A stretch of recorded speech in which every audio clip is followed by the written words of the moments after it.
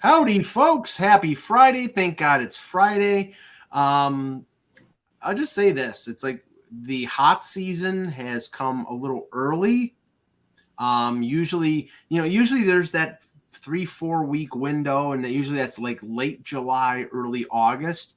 And yesterday we got 90 degrees, suffocating humidity, like supposed severe thunderstorm warning, and then nothing happens. Like one of those, and that usually comes for like 4 or 5 weeks in Buffalo, and it's come early. So thanks. Well, here we had spring, and spring was nice, and actually we had a real spring this year, and now we have summer. Like, this is what I expect. I'm not disputing what I heard on the radio because I have no idea. I'm certainly not a meteorologist, but they said this has been the hottest period in the history that they've kept track of such things in the United States. And yet I recall, vividly when I took a job in Arizona in 1979, that I showed up and they had 100 consecutive days of 105 and above. So yeah, I think what they're talking about, Kev, is the entire country, not just like one state. Right. Okay. I don't know how they measure that, though. You know what I mean? Yeah, I did see the temperatures supposedly going up to 120 in Phoenix, and I did see apparently somebody died in Death Valley where the temperature was 127. And someone died in Death Valley. Yeah, exactly. My question is, what the hell are you doing in Death Valley? Yeah, I don't think you're supposed to report a death the way you just did, Mike. I agree. I mean, I have to say this: anything named Death Valley, I'm not going there. Yeah, or if I am going through Death Valley, I'm going through in an air-conditioned car that's fully fueled, that I'm not stopping. Right. All right, let's start with the pre-show. Go ahead, Russ. All right, so I am back here to gripe about this Dalvin Cook, whoever Dalvin Cook's agent is that's trying to pawn him off on either the Dolphins or the Jets. Please do it to the Dolphins. I just found yet another stat. Now, listen, I am not a full-time NFL guy. Do I know more about the Jets than most people? Sure. The NFL? No. I have a million holes in my NFL knowledge. But one thing I know is when I found this stat, and I saw Dalvin Cook play a few times last year, he had 30 carries of 1 yard or less. 30.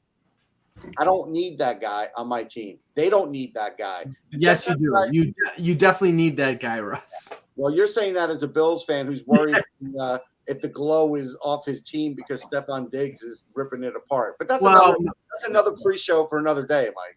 No, we'll talk about that for a second because we actually talked about this at the development camp yesterday because Josh Allen has got himself a little bit of Aaron Rodgers in him because apparently he went on a podcast and something that had already been like quashed, which was like in this, Stephon Diggs problem. He didn't show up the first day of camp, and then all of a sudden everything was beautiful and everything was resolved and everything was nice. And then Josh Allen goes on a podcast and said, yeah, at the end of last year, Sean McDermott, the coach of the Bills, basically banished Stephon Diggs or threw him out of either the facility or whatever, and that just brought up all the stuff again. It's like, just shut up. We don't know really what the problem is. They're keeping things sort of quiet. He has re-drudged it up. He has done himself a disservice for sure, because from what I could see, it was dead and buried. Right. Now he has brought it up again. Now, granted, the Bills are still having trouble signing him. I get it. No. He's signed. He's signed? Okay. No. He signed an extension last year. The contract is not the problem. The problem is apparently there's a problem. Yeah, there's a problem, and apparently the problem is he's not satisfied with the direction of the offense. He basically wanted the ball more last year. Right. He whined after the playoff loss. I know that. Yeah, and there's a funny thing too. See, I didn't realize. And everybody knows that he wants the ball more, so they're double covering him. So and this year all they did was go out and get more weapons to throw to other people. So if Stephon Diggs gets double covered, they'll have options, but he wants the ball. Okay, well, it's open. Johnson said that in the 90s. That's an old phrase at this point. Everybody wants the ball. Guess what? You'll get it when you get it. But But I don't mind seeing turmoil in the Buffalo Bills camp. That's fine. I mean, I don't know, Kev. Honestly, maybe it's just me. I would rather be the third string quarterback that's making $5 million a year holding the clipboard. I don't need the ball. You can have the ball. Just give me the money. That's all I want. Yeah. Yeah. I don't think that's the way athletes see it. I think they're in it. They enjoy the game. They want to play. They see it the same as, playing, Russ plays rec softball. Yeah. He wouldn't enjoy it as much as if, he went and showed up and he wasn't playing. They had 13 guys and, they had set him down. I mean, you want to play, even if you're – so, I mean, I get that. And most coaches will say, the standard line is, I'd be upset if he wasn't upset when I didn't play him, Right. That's the kind of thing. But I do want to bring up – I've talked about this before about the going to a AAA game recently. And what I didn't realize, I even talked about this yet on the show, have I? Because I talked about it on another show that I was on. But anyway, I had talked before about robotics, and I didn't understand that actually the robot was in use in that game. I thought they just didn't use it.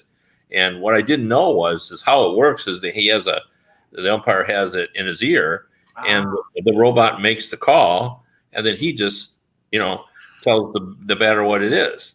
And now it all makes sense because there was one point where the batter sort of complained a little bit, and he turned to the umpire, and the umpire just shrugged, like, take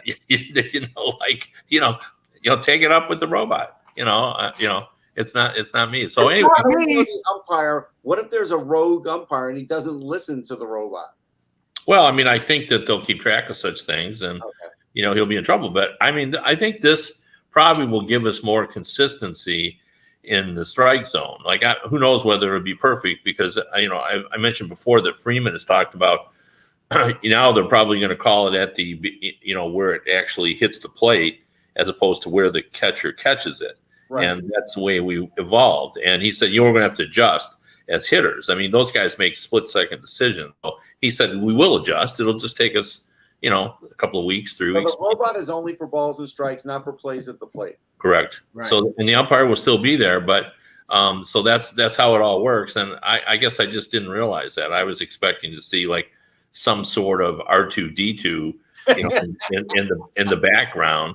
I knew there was going to be an umpire involved but I thought it was there to keep the peace and to make the calls at home and everything. But the first and third base umpires are going to be like dressed as RoboCop.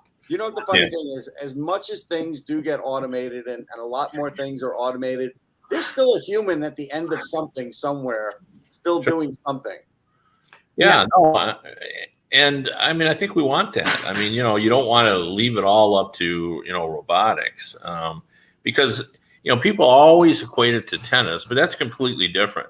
It is. Like that can, that changed tennis for sure in terms of, because now we always have the, the right call on the lines, and it's clear, so, there's no, but, it's not the same in baseball. There are too many judgments that have to go into it. So, especially with, you're still going to have the plays at second and the interference calls and stuff. They're still going to be subjective. Yeah. Like, I mean, you can have 10 guys looking at it, and then 5 will see one thing and 5 will see another. We see it all the time in the NFL. I wonder if there's going to be a sunshade problem too with the robot. Like, I do wonder about that. Sometimes it's pretty severe, and you wonder how much light gets emitted to the robots to be able to see it. And I'm sure this is an AI thing. So, what if, as Mike said, the robot goes rogue? He starts thinking about it and starts getting esoteric and saying, great. The robot umpire is made by Cyberdyne Systems. It's like the Terminator. Yeah, I'm feeling kind of ballish today, and some days he feels kind of strike-ish. So, Well, what's going to happen? Like the old Bugs Bunny cartoons, if the umpire doesn't follow what the robot says, it's just going to open a trap door, and the umpire is going to drop through the hole and leave. Yeah, so that's what's going to happen. Anyway, I thought it was interesting that I actually saw the robot and didn't realize it. So, all right, let's get started. Hello, Hockey World. Today is Friday, July 7th, 2023. I'm Russ Cohen from Sportsology. Kevin Allen, Detroit Hockey Now. And I'm Michael Lagello, and the Rolling Stone magazine is a hunk of crap. And this is the Hockey Buzzcast here on HockeyBuzz.com. I'll explain that on Monday's pre-show because I'll just explain this briefly. The Canadian top 50 artists of all time is an atrocity, an abomination of the highest order. I will explain on Monday. Who's not in there, Mike, that you want to be in there? Not who's not on there, but who is ranked very low. Like the Guess Who is ranked 26th. That's a joke. So most people don't even know 3 songs from the Guess Who. Oh, shut up! Of course they do. What I'll remind you is what I once told Neil Smith. The use of the phrase "what a joke" is when I don't have anything intelligent to add to the argument, so I'll just say "what a joke." So, well, I said an abomination. So first, okay. Yeah, I did want to remind you. You know that's somebody's opinion. You of course knew that, but that's okay. Yes, of course. All right, let's start with this, Kev, because everybody was, I would say, mildly surprised after being placed on waivers 24 hours before that Filip Zadina, a former 6th overall draft pick, and the Detroit Red Wings mutually agreed to terminate. It was 3 years remaining on his deal, right? At $1.8 million. I mean, that's really surprising. It's actually 2 years, but yeah, I mean, it really is.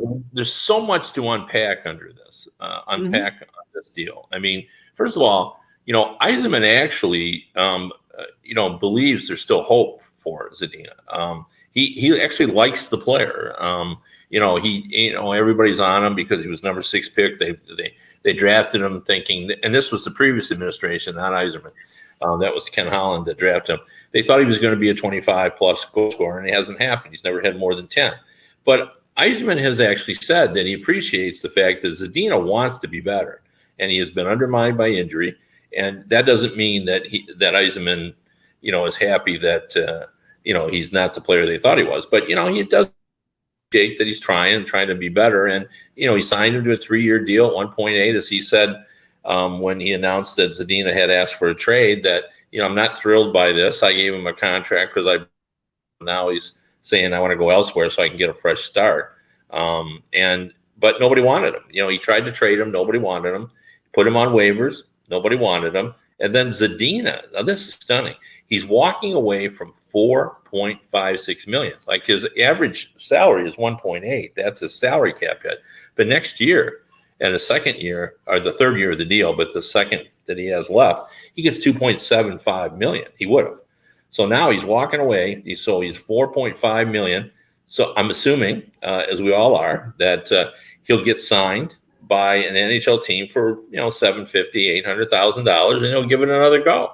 And he's betting that he can turn it around. But even if he turns it around, can he recoup that loss, $4.5 million? I don't know. It's going to be interesting. And people say, well, you can go to Europe, but you can't make anywhere near that kind of money. You can't make that kind of money. No, car and Yeah, I mean, it just is not going to happen. So it's really, really a surprising turn of events. I know you could tell that Yzerman is disappointed by this. He thought that they were giving him a chance. But he even said last year he saw signs that he was kind of finding his way. But, he only had 3 goals in 30 games. And, he's never, like I said, never had more than 10. So it's a real fascinating development. And, this money is important to the Red Wings as well, because they have $9.8 million left, but they're engaged in the DeBrincat situation. They're trying to get him as well. And so this adds another 1.8 to their mix, which puts them up to 11. So, they have the hammer in terms of salary cap remaining compared to teams like the Islanders and, any other team that might be in the mix. Well, let's hold off on the DeBrincat stuff until. Hold on, I want to mention, Zadina real quick. Yeah. I mean, look, it's not like his shot went away. Matter of fact, if you look, this is the puzzling part. And I kind of wonder, Kev, you see more games than I do, way more, of his. He had 62% of his shots go through. Like, is he hitting a lot of the iron? Is he getting a lot of bad luck? Like, that's a high percentage of shots to actually get through to the goalie and not actually go in. That's not easy to do. They definitely taught him how to play defense. He's way more responsible than he was when he came into the league. I mean, his defense is actually acceptable now.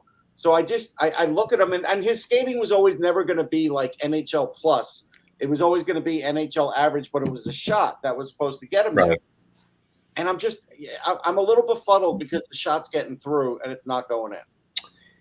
Yeah, what they discovered about him, he's a better playmaker than anybody realized. And, Jeff Blashill, when he was coach prior to Derek Lalonde taking over, he always said that Zadina's problems, I mean, he didn't phrase it like this, were more mental than anything else, that he defined his success based on scoring. And he tried to convert his thinking to what the Red Wing, message is now, where, even if your A game is not there, then you got to have your B game that's just brilliant all the time. And Blashill just wanted him to start thinking in terms of, creating offense. Like, I'm on the line, I'm going to create offense. If I don't score, as long as I do my job and create offensive chances for everyone on my line, then I've had a good game. And he said, he just had trouble that, Zadina wanted to look at it as, did I score?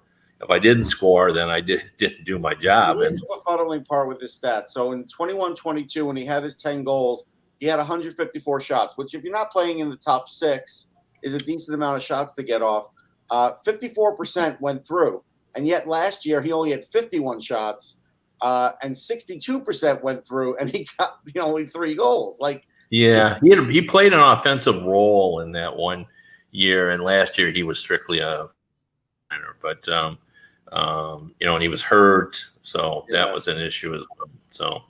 So there is probably some hope for him. I'm not going to throw dirt on him just yet, but I get why teams don't want him. It's the contract, not necessarily the player. Right, and now, like Kevin said, I mean, he can go someplace for opportunity on a 1-year deal. Yeah. I mean, I'll just say this, and Kevin, I mean, obviously you're in Detroit, so you have more of a feel for this, and it's obviously a different administration.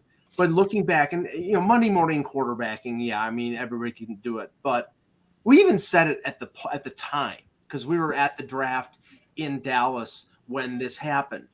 Quinn Hughes played for the University of Michigan. Quinn Hughes was the pick that made the most sense, and Zadina was sort of out of the – I mean, Zadina fell because we were talking about Zadina maybe being second overall pick, and then he fell into their laps, and instead of taking Hughes, they took Zadina. I mean, obviously, looking back now 5 years, what a mistake, because you imagine what Hughes would have been along with Sider, along with some of the guys that they have now, how good their defense would be. I mean, that's fair. Although it's, like I remember that distinctly. I mean, the fan base was right. The fan base wanted Quinn Hughes, and they obviously didn't take him. But, this is the same fan base that just threw darts at Yzerman for taking Mo Sider as well. So it's kind of hard to know. They didn't know Sider at all. They just didn't know him. They didn't know him, but they had all these guys. The fan base didn't like Danielson as the pick. Having watched him, I get it in terms of why the Red Wings like him. He's just a very smooth player. The puck's always around him. He always seems to be where he needs to be. He can skate. He's two-way. The Red Wings did say something kind of funny about him, though. They said he's almost too quiet. Like, we've got to get him more vocal. That's interesting. So, yeah. Here's what I remember about the Quinn Hughes thing, right? Because even that year, the year before his draft year, and I'd seen him with the program, and I wrote that I think he's a generational guy with the way he thinks the game. I remember people saying that the Red Wings like him, but they don't love him. And I never could get like a reason why. I don't know if it was the height. I don't know if it was just they worried if he was going to get stronger because he was skinny. I don't know what it was, but there was definitely something that prevented it. I don't think they overlooked him. Yeah. The thing about these picks, though, you kind of always wonder, teams should be required to preserve their draft lists. Yeah. For prosperity, because wouldn't you love to know, like, yes. I was thinking, like, for this year, for all the fans who wondered about Danielson, were they in love with Leonard and then he went to pick before? Yeah, I think that's a part of it. I think that's definitely a big factor. But I will tell you this: I spoke to 3 different scouts, and I'm in the same boat. And I don't think Danielson's bad. I just couldn't get a perfect read on him. I don't know exactly if he's a second line player or not. I don't know exactly what position he's going to end up playing. And a lot of people couldn't get a read on him. Yeah. Well, it didn't help that his team was not very good. True. I think that it was hard to know, was he getting, and you hear this a lot in basketball more than hockey, but if the team is bad in basketball, somebody's still got to score the points. Right. So you're never quite sure. And, the same is kind of true. Someone has to play all the big roles, even if the team is not very good. So, true. But the Red Wings seemed quite pleased about it. And nobody in the hockey community says this was a horrible pick. It's good they've taken other guys. Yeah, the funny thing is, and I said this to a couple people in Nashville after their second pick, I think Yzerman would have had less criticism had he taken Sandin Pellikka at 9 and Danielson at 17. Right, but that's just how the draft turns out. The one thing I could say post-draft that I feel very confident about, I think some teams, not all teams, did go a little crazy with worrying about height and weight. I do.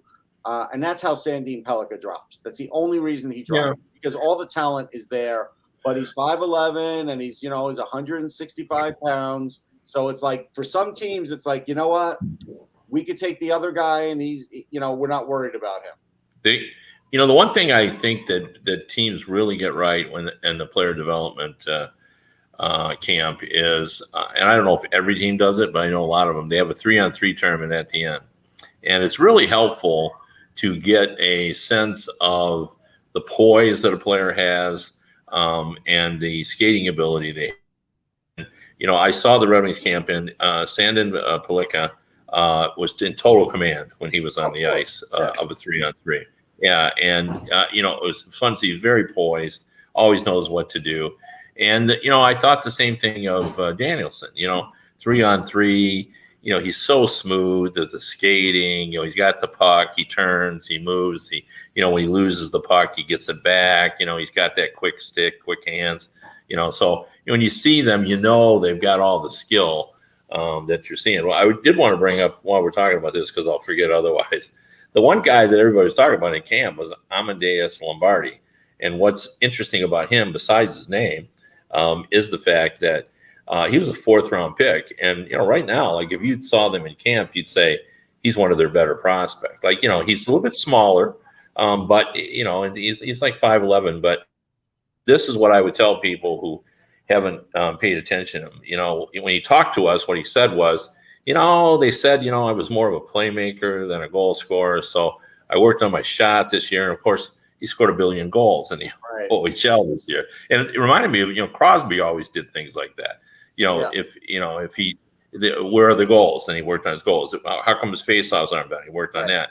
Well, and the other thing about Lombardi looks much older to me now. Just in 1 year, he looks very, before he looked like a young guy, and now he looks like a man, that sort of thing. So, I don't know that I wouldn't put him in the top 5 prospects, but he's up there. Like, he's pretty dynamic. Yeah, I just a couple observations from the Sabres development camp, and somebody was asking about the Leafs camp. I'm going up for the 3-on-3 scrimmage tomorrow, or 4-on-4 scrimmage, I think they're doing.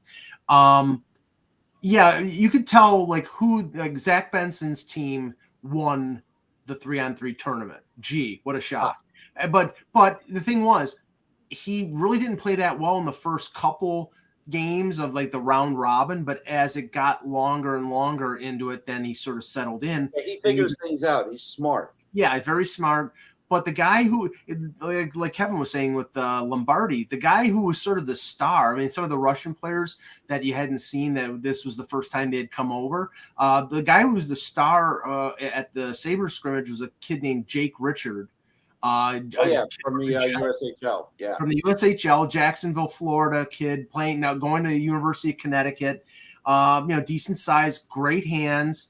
He was a 6th-round pick, and it was last year. But this is a slow developing, 2-3 years in college, and maybe this guy is somebody who ends up being a player. Talent. I wrote about him a few times. I put in quite a few reports for him with elite prospects because I definitely saw something in him almost every viewing, and I saw him probably 4 times live, and he's good, and I like Jake Richard a lot. Yeah, good hands. But anyway, so we'll talk about 3 or 4 players that are still out in the market, trade wise or free agent wise. I just want to start with this. It's July 7th, and normally in every free agent year, Kev, there's a lot still happening on July 7th. Usually it's like the first couple weeks, and there's a bunch of players that are still unsigned, and there's things that are still hanging. I get the impression, there are maybe 3 big name free agents still out there. It seems like every team is ready to go away for summer and come back in late August, ramping up for training camp. That the free agent season was 3 or 4 days, and now everybody's ready to go away for summer vacation. Is that the impression you're getting? Yeah, no, it's over in everyone's mind, and all you got to do is look at the available cap space and cap friendly. You got to factor in, of course, they've got some of their own guys to re-sign, but there's no money left. Very, very little money left, and everybody's for the guys that people are interested in, they're trying to figure out how to make it work. But this year's draft class, there just weren't as many guys that, the majority of guys I thought were guys that were going to be, minimum wage type players. And by that, I mean, guys of $1 million or less. For the most part, it's done. What you see is what you get now, with the exception of, the trades, DeBrincat, Carlson. I still feel like both those guys are going to get dealt. Well, okay, let's start with DeBrincat because the name is obviously out there. There seems to be 3, maybe 4 teams that are really in on him. The 2 most prominent seem to be the Islanders and the Detroit Red Wings. The Islanders are always looking for scoring, and obviously based on their needs. I don't think they really addressed scoring they just re-signed some of their own players, but they don't have a ton of cap space. They probably would have to trade somebody out to make that deal possible. There was talk a week or so ago of JG Pageau, who had been in Ottawa, going back in a DeBrincat deal, but I think Ottawa wants something more than that. As for Detroit, I don't know what the package going back to Ottawa would be, Kev, but with Detroit, it seems to be more what the salary of DeBrincat is more than anything. Yeah, the sense that we have, and again, it's so hard to get information out of Fort Knox in Detroit, but it really is. But we sense that they have an agreement on what the players moving in the transaction would be, but it's all contingent upon being able to sign a long-term deal with DeBrincat. And the sense we have is that he wants a Timo Meier type deal, which would pay him, in the range of $8.8 million for, an 8-year deal. That's not where the Red Wings want to go. Yzerman, if you look at his history, prefers shorter deals. He fought Dylan Larkin tooth and nail on this before. In the end, he said, "Yeah, okay, you're Dylan Larkin, you're my captain. I'm going to give you the longer term deal." But he did not go gently in the night. Yzerman didn't. So I just don't know that he'll give in on that. So we'll see where that goes. DeBrincat is a Michigan native. He has expressed an interest to play in Detroit. Last year, I think most people would say he had a subpar year. As many people pointed out, he was not with Patrick Kane anymore, but he still scored 27 goals, and that would have been second on the Red Wings. And they really need scoring. Like Daniel Strong, they're kind of excited about what his potential may be, but that doesn't solve the problem. So they'll I think getting DeBrincat would be a big plus for them, and they have the cap space. I think that's what the hammer they have is. They have $11 million. They only have Joe Veleno still to sign. He's a couple $1 million, so there's still money there for DeBrincat. So it's just a matter of them wanting to do that. But, I know that Yzerman's difficulty with this is, he's got Moritz Seider to sign. And I think Yzerman, unless Seider balks, I think he's going to want to go full term with him. He loves Seider. I think they want to get him tied up long term. So I think he's going to open the coffers for him. And so they've got to be careful. They got to have enough money to do that. And they got Raymond next year to sign as well. So I think they're sort of looking ahead on that. Well, I mean, the Seider situation in Detroit, Russ, is similar to the Dahlin situation in Buffalo. They want to get him locked up for 8 years. It's probably going to cost Buffalo $10 million plus, but I think they think he's worth it. Now, Yzerman, I'd be surprised if he goes $10 million plus on Seider, but maybe 9, something like that. Here's what I would do if I were Yzerman. If you look at DeBrincat, I think you have to look at his body of work. And in 6 years, he has 187 goals. He's averaged 31 goals over 6 years. Like, there's very few players you're ever going to be able to get your hands on or even draft that have that kind of consistency. If I'm Yzerman, I get closer to that DeBrincat money and get him. And if I have to, I wait to sign Seider to next year when the cap's up. That's all. Well, he's got 1 year left at 863K. So yeah, so it would kick in next year, right. And Gostisbehere's contract expires, so you have money coming off the books. I mean, that's what I would. They can afford it. It's just the want, and everybody. They can't get a guy like this. Where are they going to get a guy like this? Well, I don't disagree, but there is a issue. This is people have pointed this out. Even people who want DeBrincat have pointed this out. They've made it clear they want to get bigger, tougher, stronger. That's been an issue. Larkin brought it up a couple of times after games that they're just getting pushed around. Well, when you bring in guys like DeBrincat, you're kind of going against that. Now, right. Is the need for offense much greater than the fact that they got to get tougher in order to survive? There's always going to be middling teams that are bigger, tougher, and stronger than you. But if they don't have at least one elite goal scorer, and Detroit's got an elite player and Raymond, I think he will be there. If you don't have that, it doesn't matter. Yeah, I'm not going to argue with that. I think everybody. They've also announced they wanted to get offense. They wanted to get more offense. Well, you can't get it all unless you draft Austin Matthews. Or, there's a kid Yzerman next year. You could try and draft him, but you have to be in the sweepstakes, and Detroit won't be because they're going to be a little bit better than that. So it's like you're not getting that guy. Like, I just think build around him as far as if you want the bigger guys on that line, fine. But you still need that guy who's going to put the puck in the net. Yeah. No, that's for sure. I mean, and they were, they're down in the 20s. I think 23 or 24th in scoring. So, I mean, I think the fan base has been waiting for this. I think they would have preferred, this is a total guess on my part, they would have preferred Konechny, but I don't think Philadelphia was ever that serious. It wasn't like the same. Weren't. I think they just so Danny Briere can say, I looked at everything and satisfy himself, he did that. And I think they preferred Konechny because of the price point, $5.5 million. For sure. And he's a 25 30.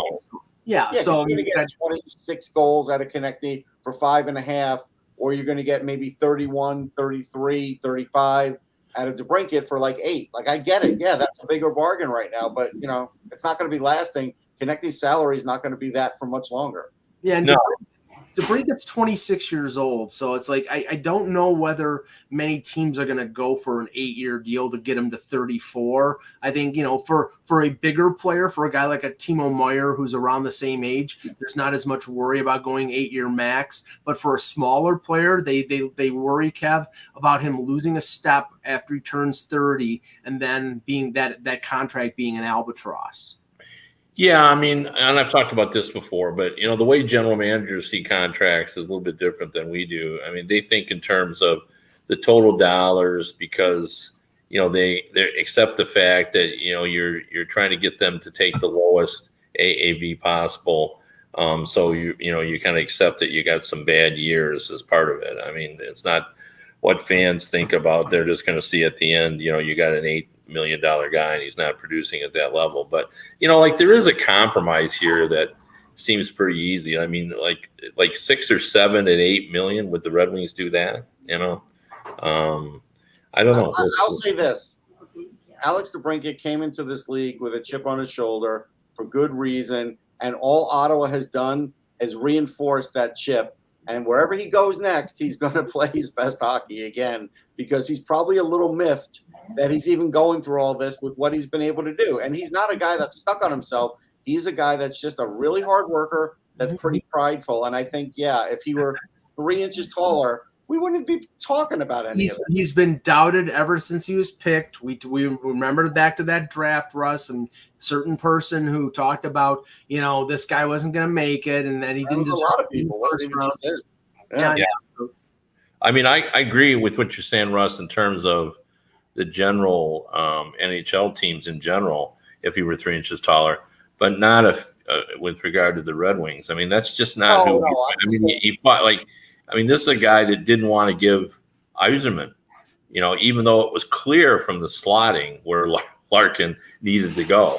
We said Roop Hintz had gotten 8.3, and Barzal had 9.1, and there was another guy in the middle there. And we every one of us, everyone on this panel, and all the people in our that are listening to us and watching us, they could have slotted Larkin. Because it was clear, but Yzerman didn't want to give it to him. So that little shot was really for the other teams that are not interested in him now, because there should be more teams interested in him. Yeah, Yzerman's just going to draw the line. I mean, that's how he thinks. He saves a little money here and there, and somewhere that's going to give him an advantage. So he's always trying to save a buck. I find it interesting in Detroit. There's a lot of discussion about cribbage and whether or not, because they believe he's holding back the Tigers' spending. They're owned by both are owned by the Ilitch family, but Ilitch is not preventing Steve Yzerman from doing whatever he wants to do. They're a cap team; they can go to the cap, but Yzerman just has his own philosophy on doing that, and he tries to hold the line. But if Yzerman really wants to play, I think he's going to figure this out. So. Yeah. Now, the Erik Karlsson stuff, another player who everybody expected to be traded or expects to be traded. Obviously, the situation there is his $11.5 million cap hit. Elliot Friedman talked about this, and apparently there seems to be sort of unanimity that San Jose is going to have to retain about $3.5 million to make him an $8 million defenseman. He thinks that if they do that, which is about 32%, something like that, if they retain that kind of money, that they can make this deal happen. That would be making him an $8 million defenseman for the last 4 years of his career. The one team that was mentioned was Pittsburgh, but Pittsburgh, I think we talked about this on a previous show, they're right up against it after Kyle Dubas went out and spent a lot of money, but he wanted to go out and get Karlsson in Toronto. So creative accounting, they may be able to, send a. They don't have the assets. Like if I'm San Jose, I'm looking for 2 firsts and a top prospect or a young roster player that just, is still on his ELC, that just, couldn't crack your lineup, but it's obvious he's really good. I'm not taking anything less, because worst case scenario, this guy's still going to score 100 points for me. And worst case scenario is there'll be a year off his deal next year, and you're still going to want him. Now, Carolina continues to be part of this, Kev, in terms of a potential destination, and they have the room to move things around. They have Pesci, who it doesn't seem like they're close right now on a deal, and he probably wants at least $5.5 to $6 million on a long-term extension. And I think he's 28 years old. So that might be troublesome for them to do that, since he's in his late 20s. They don't seem to have a habit of signing players to long-term extensions in their late 20s. But in terms of going back to San Jose, he might be part of a package.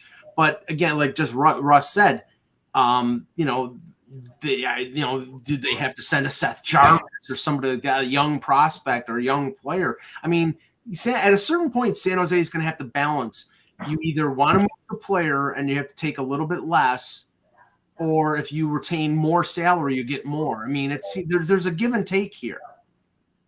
Yeah, absolutely. I mean, to me, the ask from the Sharks is just a little bit too high because, do you want to get rid of the player or not? Because if you don't, I mean, they're not acting as if they really want to move the player. I know they're trying to get high value because he's an important asset, but I think if you're retooling, he's not going to be there when it's time to compete again. So I think they're going to have to do that. If there's a team that I think has the best opportunity, I think you hit the nail on the head. I think it's Carolina because they have a lot of options. They can move Pesce and get a first-round pick. I think there's a couple of deals already in place that will do that. So that allows them to send a first-round pick there. That clears up some cap space for them as well. But, they're not giving up 3 or 4 assets to get Karlsson. They're just not going to do it. So it's going to be interesting. They got to decide what they want to do. I think a team like Toronto would give up a first-round pick for Pesce. Based, I don't know if that's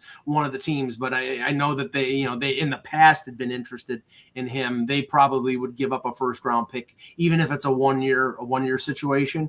But yeah, a flip of a draft pick in the deal makes a lot of sense because then Carolina doesn't have to give up one of their own first. But one point that they made on one of the podcasts I was listening, and this is a good point.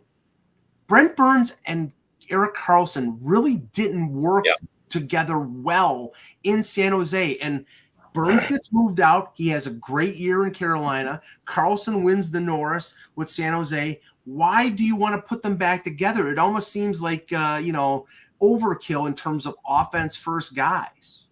They're in different roles now. I think they were competing for the same role there. I think Carolina has shifted him into a different role. That would be my answer. Yeah, but I think that there is potential for problems there, and I think Carolina is aware of that. I mean, I think they've thought that. I think they think the difference is Rod Brind'Amour, that he can sort it out because they do. Both of them do want to run the power play. They do want to do their thing, and so there's potential there that it might not work because you're right on. I mean, Karlsson wasn't Karlsson when Burns was there.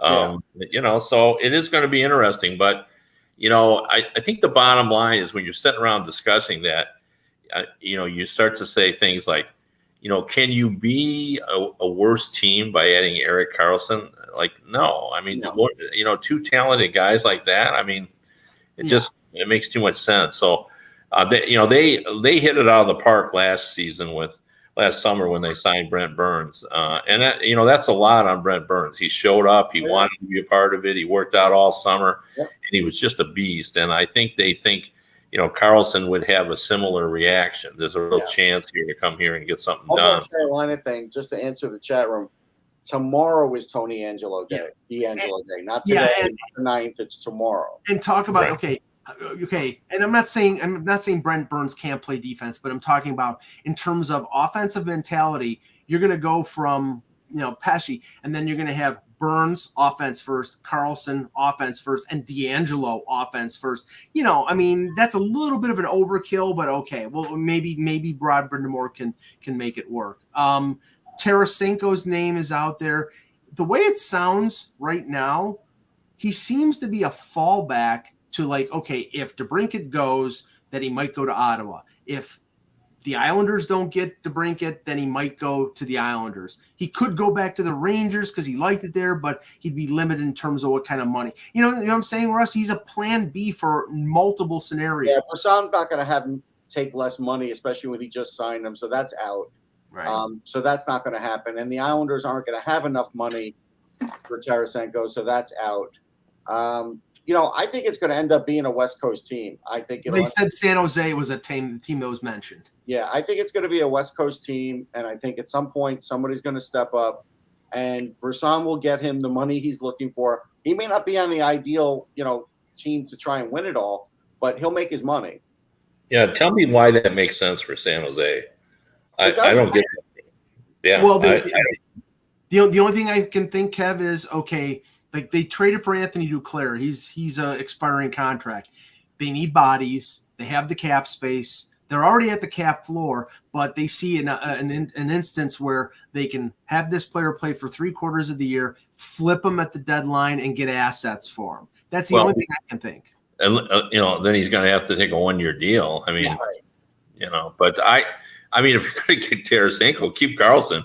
Try to make the playoffs. I mean, the West is. That's true. I mean, at that point, they might be close to that. And the other name, Matt Dumba is out there, and apparently Toronto talked to him, but they couldn't make the money work. And the two teams that he's rumored to go to are Arizona and San Jose. And this is a product, Kev, of the money running out of the system, and there's nobody has the cap space, so they have to go to these places like Alex Kerfoot and Jason Zucker going to Arizona. Do you think anybody wants to go to Arizona? Well, they can golf for the winter and make some money, and then go someplace else in a year. Yeah. By the way, we just interviewed Christian Fisher, who came to Detroit from Arizona. Of course, had been in Arizona. Absolutely loved playing in Arizona. Just talked about it and.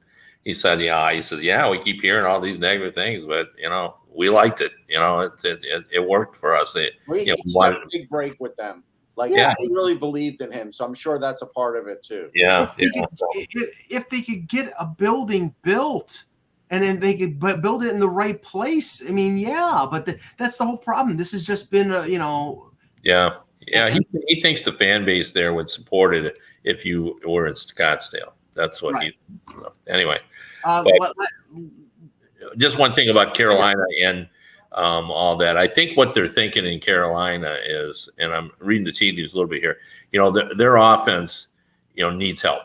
And I think they think if they bring in Carlson and D'Angelo, that could boost the offense enough to they would be changing directions there, because before – what makes the Carolina is how hard they are to play against in the defensive zone.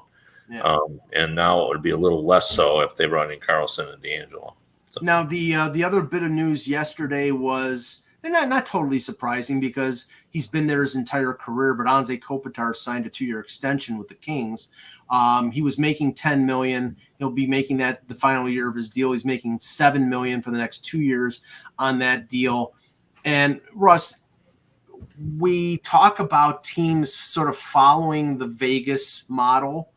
And now, I heard somebody talking about this. Okay, Edmonton's got they can put McDavid, Draisaitl, and Nugent Hopkins up the middle. Sometimes they put them all on the same line, but now obviously you've got in Vegas, you've got Eichel, and you've got Chandler Stevenson, and you've got, you can put Barbashev there, or you can, they've gotten some flexibility up the middle. And now the Kings have locked in for at least the next 3 years, Kopitar, Deno, and Dubois.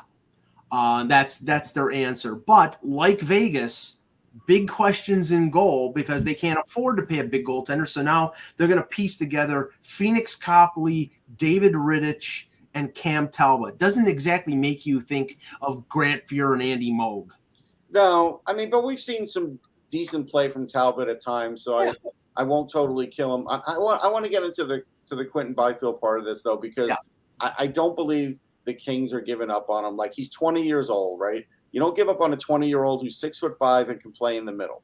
His speed has gotten better over the years. His defense has gotten better. I looked up his faceoffs; they've gotten better at 47%. He just is going the route of the power forward, and he might not be right until he's 22, 23, and maybe he's not going to be an 80-point guy. Maybe he's going to be a 55-point guy. But the thing is, with that guy, with the kind of strength he's going to have, and that seems to be happening too, that seems to be getting better, he could be a force. He just may not be a first-line center force. He may be a second-line center force, and that's fine. I think they would be more afraid to get rid of him than to see what he's going to turn out and be, because this is the kind of guy that if you trade him when he's 21 and all of a sudden by the time he's 23 and he's starting to play well, you got another Tage Thompson situation on your hands potentially. Yeah, no, I mean, apparently they told before the deal with Winnipeg was made, Kev, they told Byfield they were not trading him, that he was part of their future, I mean, obviously Kopitar, I think he's 30. 32 or 33 now. After the 2 more years, he'll be 35. That might be the time that he ends up retiring. He's made a ton of money. And then Byfield steps into the middle on his second contract. But I look at what LA is doing, and they're clearly following the Vegas model. Strength up the middle. They got Brandt Clark coming on defense. They added Gavrikov. They're not spending money on goaltending. And I still think you need to spend money on goaltending. I know that Aiden Hill did great for Vegas, but I still think you need to spend money on goaltending. Well, I think they tried. They thought they were going to get Korpisalo, and he didn't end up going there. And, there just aren't good options. The problem with both Hellebuck and Gibson is the assets you got to get them. These are not rummage sale goalies. These are Saks Fifth Avenue goalies. You got to pay a lot in order to get them. So by the way, Kopitar is 35 years old. So he's going to be 38 when he's done. But I think this is actually a decent deal. I mean, he had a good season last year. Yeah. Scored 28 goals. He's still playing at a very high level. He's a terrific leader. And, Byfield, there's nothing wrong with him starting on the wing and, just kind of learning the game, watching Kopitar. And then as we get closer to the end for Kopitar, you move him in the center and then you got something. There's nothing wrong with 23, 24. Something interesting happened at Red Wings camp, and it made me think about this, that maybe we're thinking about things differently. Somebody asked whether or not they were going to fast track. They asked Dan Cleary, Director of Player Development, are you going to fast track Sandin Pellikka? And he said, what does fast track mean to you? And he said, the reporter said, 2 years. He goes, absolutely not. There's no way they're thinking he's going to be in the NHL in 2 years. Right. Because they want the strength to be right. Why would they do that? So I think, the way they're looking at things is, sometimes now I think they think 3 or 4 years. So if that's the case, now you're talking, as Russ alluded to earlier, 22, 23. Right. So, we got a ways to go for Byfield now. And with a bigger guy, sometimes it takes a little longer. Get his skating quite right and to grow into his body and to figure out, how to use your size effectively. So, this could work out just perfectly for the Kings, having Kopitar around to watch it, and they have Byfield just start on the wing, get spotted when there's injuries at center or, during various games. So this could still be great for. And fast tracking in this league doesn't. I mean, okay, of the 2023 first round, and we'll end after this. More than likely, there's only going to be 2 players who play in the league this year. It's gonna be Connor Bedard and Adam Fantilli. I can think of 2 examples here. With the Sabres and with the Leafs. Ryan Johnson, who was their first round pick, I think in 2018. He's 22 years old. He is in college for 4 years. He's going to play a full year in the American Hockey League. So that means 4 or 5 years after his draft year until he gets a chance at the NHL. A kid like Topi Niemelä, who was drafted in the 3rd round by the Leafs in 2020. He's 21 years old. He's played 2 years in Finland in the professional league. He's going to play a full year probably in the American Hockey League. That means before he gets to the NHL, he'll have played 3 to 4 years of professional hockey. These teams are not going to rush these players along. Plus, they don't want to rush them along for another reason. It makes financial sense. You don't start the clock ticking on these players' entry-level contracts until they're ready to play. So these are all factors. So yeah, I mean, it's smart for Detroit. Let him play. I don't know if I'm assuming he's playing in the SHL. He'll probably play there for 2 years. Come over and play in Grand Rapids, and then maybe 25. The 2025 season, then he'll be ready. But there's no sense in rushing these players. None. Yeah. Okay. We'll end it there. Hope everybody has a good weekend. We'll be back on Monday with another edition of the Hockey Buzzcast. For Kevin Allen, for Russ Cohen, I'm Michael Agello. Thanks for watching. And remember, without the buzz, it's just hockey.